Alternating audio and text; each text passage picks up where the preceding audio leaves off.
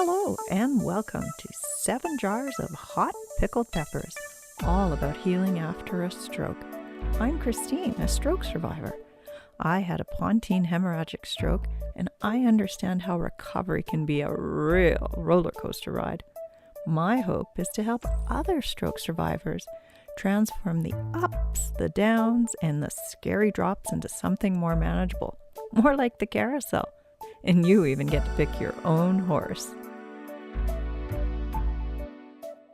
Welcome to the podcast of 7 Jars of Hot Pickled Peppers. Season 1, Episode 4, Identity Theft. The information and conversations in these podcasts are general in nature and do not replace the care and instruction that you receive from your doctor or therapist. Please discuss your own personal needs and circumstances with your healthcare provider.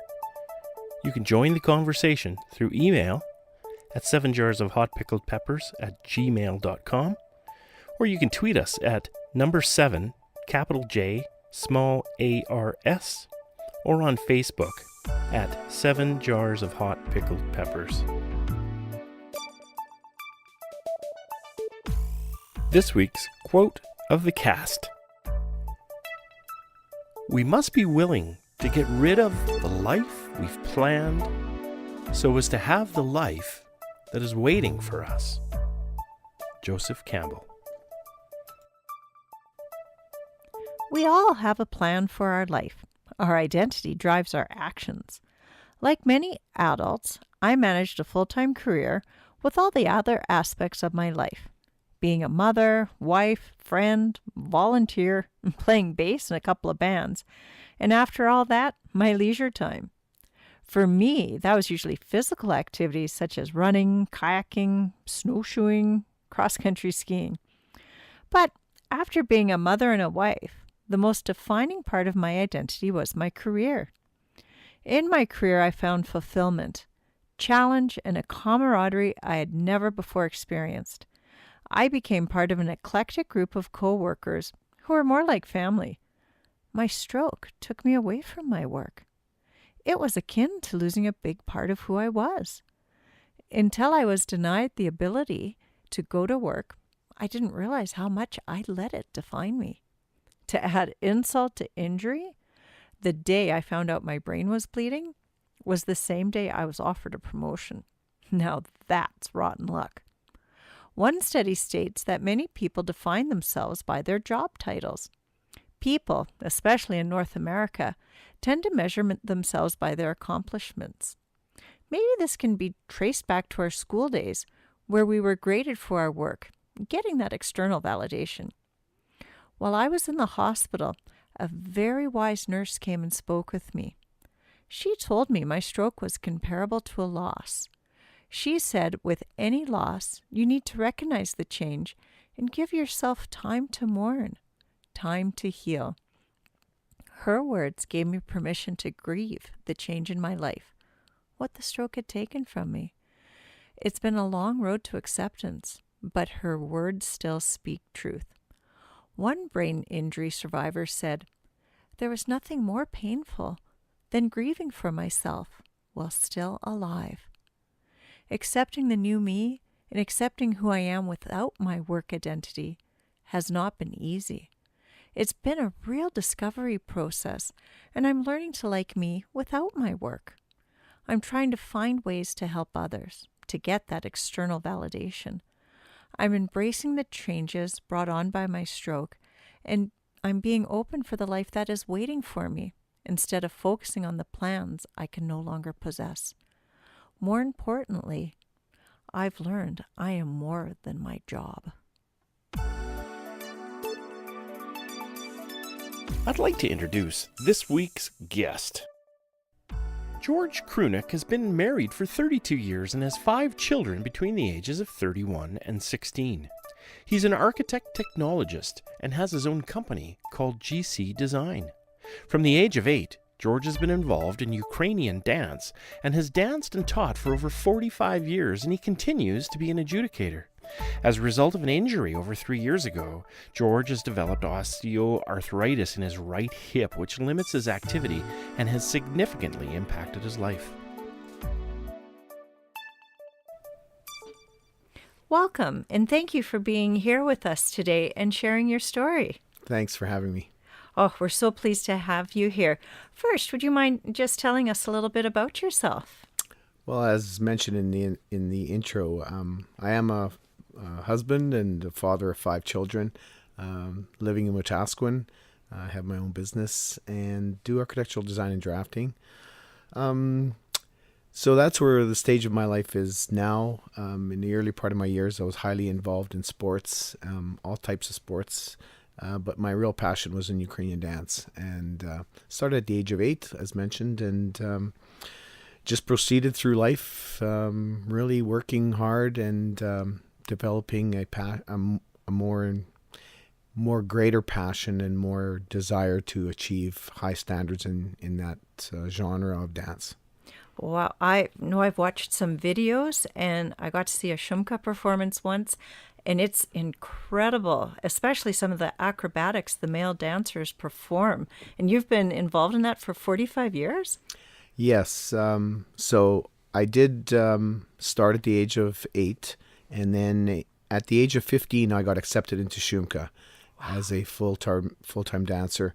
And then from there proceeded and was a part of Shumka for 15 years and traveled throughout the world, doing, countless and countless tours and shows, very prominent shows. We did many things like Canada Day on Parliament Hill.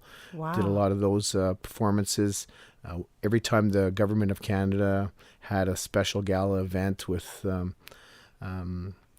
President Reagan back in the 80s. Wow. And all these other high officials, they always banked on Shumka coming and performing. And so I got a lot of opportunities to perform in those areas.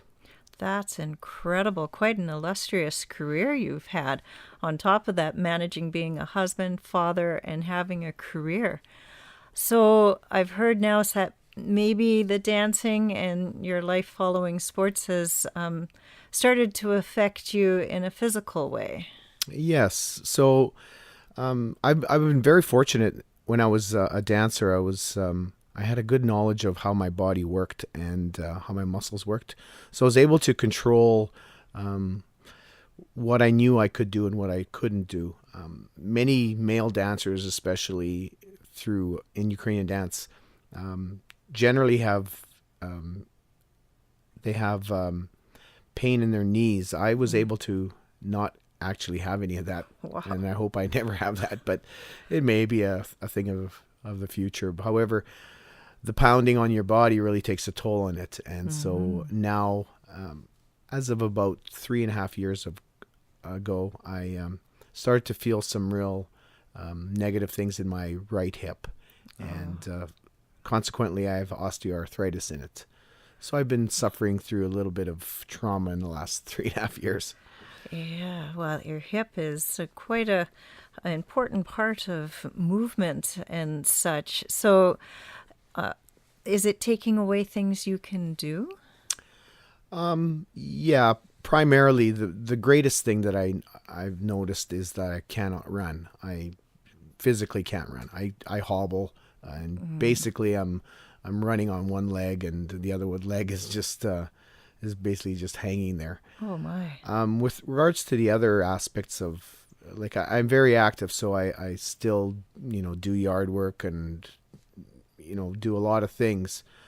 However, I'm definitely limited in what I can do and how extreme I can do it. Because I basically, anytime I'm bending down, I'm almost feeling pain almost the entire time. So it has affected my general daily activities. Wow. So would you say, in theme with this week's podcast, would you say part of your identity has changed because of the deterioration of your hip? Oh, absolutely. Because when you're a dancer, in my capacity, basically when you're dancing with Shumka, you're like an elite dancer. Mm-hmm. So you've gained quite a status, no different than the hockey players in NHL. So when you're in there, you basically psychologically you think you're invincible, you can do anything. And so when you're going from that type of mentality into a mentality where, oh my gosh, I don't know if you're ready to do something, and you're expecting the pain to happen even before it happens, it really affects you mentally and psychologically. So yeah. I bet it's very tough to deal with that kind of change.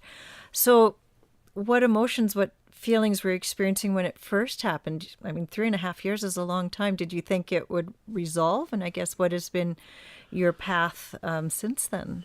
Well, I would imagine the very first part was just bewilderment, because I didn't really know what was going on. Right.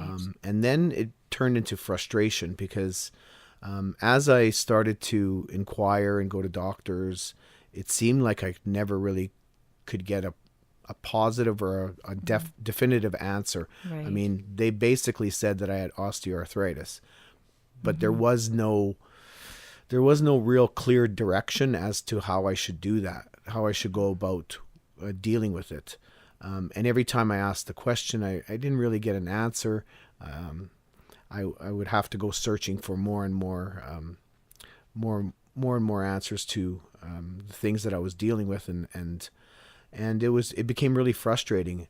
And then after a while, I think I definitely hit some depression, because I just I was getting frustrated and I was depressed because, how can I not be able to do some of this stuff? Or Right. It's not necessarily that I couldn't do it. It's just that, why do I have to deal with this? And why do I have to suffer pain? And why, I would look at people and see them walking and go, why are they walking okay? And I'm not walking okay. So it was, and then, I guess I'm just feeling sorry for myself as well, because I could look at other people who are in wheelchairs and think differently. However, I was thinking about myself, and maybe a little selfish, but so it was frustration, depression, and then it was I kind of got over that, and I started to inquire a little more. I actually became a little more forceful in my talking to doctors, Right. and I was able to go to Glen Sather's sports clinic where I really started to get some definitive answers. Oh. And that was after about, probably about good 2.5 years. A long time. So, it was a long time. And so now I guess the biggest thing is, with osteoarthritis, there really is no cure other than potential stem cells, but they can't really definitively tell stem cells what to create.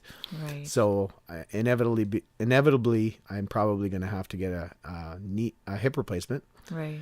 The problem with that is I'm pretty young, and from what I gather and what doctors are telling me, they last about 10 years. Well, I could go through 3 by the time it's all Right. said and done.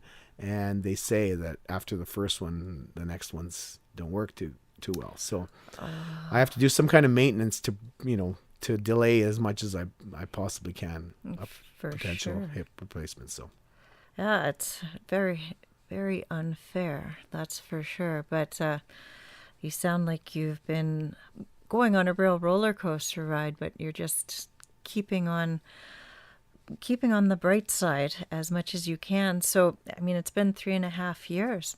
How do you find you're doing now? Well, I've through my inquiries, I've actually been able to find other alternatives to try and help the situation, try and do some healing. There is a therapy called plasma-rich platelet therapy, which I have had a couple injections already, and I've actually just in speaking with physiotherapists and some of the ones that are, I think I can trust. They primarily say you just got to keep active. Really? And so rather than sitting around, it's not helping the situation. So as of about 2 weeks ago, which is not a long time, but I've started biking. And I sit in a stationary bike and I go for like 20 minutes every day. Wow. And I walk. Walking, I find, is a little more strenuous on my hip. So biking, swimming would be good, but I haven't done that, but I kind of enjoy biking. So Right. now that the weather's getting nice, I'm hoping that I can go outside. So, Yeah. but So it looks like you're looking for alternative activities that are less impact. yes, yeah, So keeping it strong without injuring it further right. are probably your primary goals. Yes, trying to delay the process as much as possible, and try and strengthen the muscles around there, because I mean, there's so much stuff that's going on. I've had ultrasounds, I've had complete ultrasounds that actually looked through all the muscle tissue around that hip area, Oh, wow. and even in the glutes. And so there was a lot of things that were going on, and so I've been able to focus on some of those areas and trying to get strengthen them, so that'll help my hip area. And I still feel the pain. It's not as drastic as it used to be, but it comes and goes. Probably one of the frustrating things is that it can just change on a dime, like, and there's no real explanation for it. Like I can actually, I can sit and do some work, and then I can get up, and I basically, I'm walking in extreme pain, and I'll walk for 30 seconds, and I'll sit down in my vehicle, and I'll drive somewheres, and I'll get out of my vehicle, and then I feel no pain. My So goodness. it's so frustrating. It really plays mind games with you. So That would be the hardest part, the emotional side of it, and not knowing when the pain's going to get you. yeah, and one of the things that when I had my first PRP shot, it was pretty amazing, because it actually, they did the shot in my muscle and actually helped. I felt quite a bit of alleviation. Really? And then what I noticed in the first week was how bad I was adjusting my body to adjust for the pain that I was expecting. So what was happening is my body was adjusting things. Right. And when I had this PRP shot for the first week, I would go to move, and I would turn my leg or something, and I wouldn't feel any pain. And I'd go, well, that's weird. But what's more weird is how turned my leg is. Right. So if I put it back in proper position, I didn't feel any pain, but my mind was telling me, you're going to get pain. So your body was trying to protect itself from that expected pain. So my brain was telling me, you're going to feel pain, Right. but there was no pain. That's incredible. So you've lived with the pain for so long. Wow. Yeah. So what are some strategies you've used to help cope with this pain and this change in your life from your hip? I think the biggest thing for me, and this came about after I hit my, where I was probably a little depressed and frustrated, was just, this is the way it is, and that's the way it has to be. It's not going to get any different. I've done quite a bit of research, and I just have to, really be proactive in what I want to do and what I have to do to keep the muscles in that area strengthened. If I feel some pain, I feel some pain.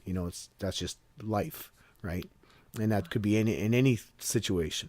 So it's just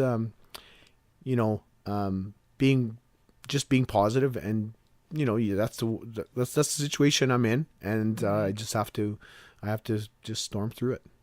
Wow, that's very inspiring. You made a conscious choice that you weren't going to let this beat you down, even though you still have the trials and tribulations. Yeah, I have too much passion to do stuff outside, especially like yard work and stuff like that.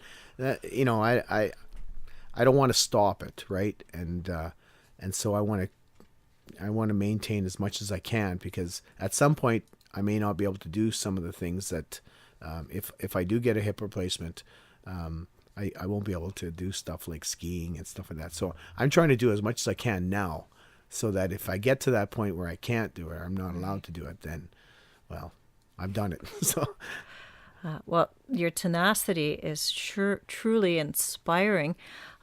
I'm sure there's lots of our listeners and lots of people out there who may be experiencing some life change, whether through stroke or through injury. What words would you give to them to help them make it through days when maybe they're having a low time? I think to try and stay as positive as you can. I think the important thing too is to really research what you're dealing with, so you really clearly and understand it. Right. know all the avenues around it, and make some decisions, get second opinions, and really search. Because if you think one person's telling you the truth, well, you gotta talk to a bunch of people and formulate your own answers and stuff like that. The PRP therapy is just one little thing that sort of helped me. But that came about just from my research. Nobody told me about it. I actually inquired about it, and I actually went and said, I want this done to me. And so that was, and the doctors agreed that was something that they could do. So, be proactive and hang in there, because it could be worse. Yeah, you're right about that. We should always count our blessings, and great advice to never give up, and to keep researching and be your own advocate. That's fantastic. Well, thank you so much for sharing your personal experience with your change in your personal identity. It was truly inspiring, and your honesty is so appreciated. Any change is challenging, especially ones that are out of our control. And then the fallout of discovering who we are when part of our identity has changed or is gone. I know what I've had to accept, and our quote today reinforces it. We can't hold on to what could have been. We can't put life on hold waiting for what we want or expect to happen. And your words truly spoke to that as well. If we do, we might miss opportunities that are right in front of us. For me, returning to work was the end game. It meant I was back to being me. I still expect I'll return at some point, but I'm learning who I am without work. What makes me me? My work is not who I am. It's not my values, morals, beliefs, or faith. I bring that with me wherever I go. It helps me through the ups and downs of life and embraces what could be in my future.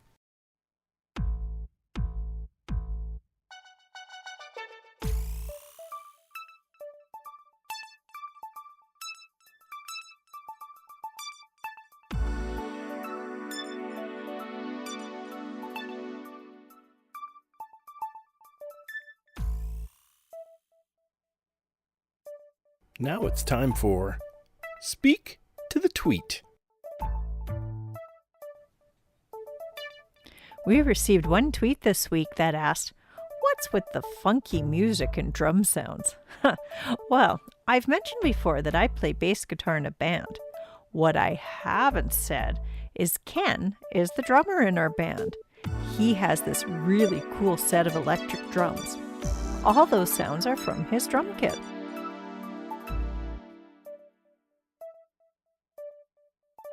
This week's Joke of the Week. Get ready to groan. When it comes to work, change is inevitable, except from the vending machine. I know, but it fit in with our work theme this week. Here's this episode's stroke link. There are actually two this week. There's so much information out there about work identity. If you wanted, you could just type in loss of work identity and you'd be amazed at how much comes up.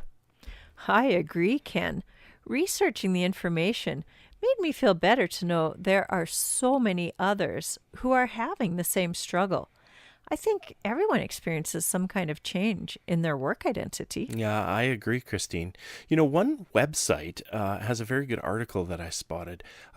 It discusses feelings and strategies for coping after losing your work identity through a major trauma. It has this address, lorraineGordon.com/yourhappinessway/ loss of identity. But don't worry about that big long thing because we're going to post this on our Facebook page. Oh, that's great. And I read through that article and I love the quote it starts with. You know me in quotes. This article is so positive and caring. I read another article from the Huffington Post about self-identity. It discusses, are you your job? And goes on to explore research that demonstrates we are more authentic during our leisure time. Oh, that makes sense. It sounds really interesting. That's something that touches everyone. It sure does. It's just one article, but it's well worth the read. You can find it at huffingtonpost.com/Joe Robinson/self-identity. But again, we'll post the link on our Facebook. Lots of information out there, but remember to take any information with a healthy grain of salt and talk to somebody, maybe your healthcare practitioner, before making any major life decisions. We recommend you look up these 2 articles on Google or just type in loss of work identity. You'll find lots of great information.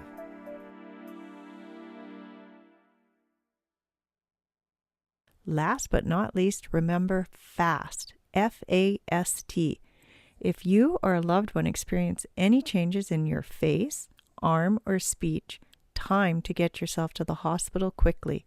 You can call 911 in Canada for emergencies, or for inquiries you can call HealthLink in Canada at 1-866-408-5465 and talk to a healthcare professional.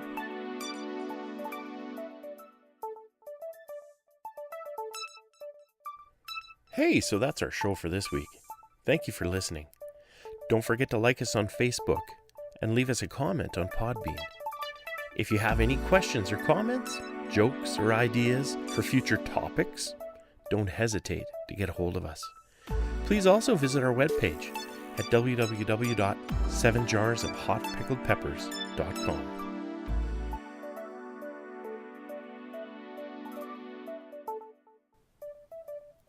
So until next time, remember, everything will be okay in the end. If it's not okay, then it isn't the end. Goodbye and good health.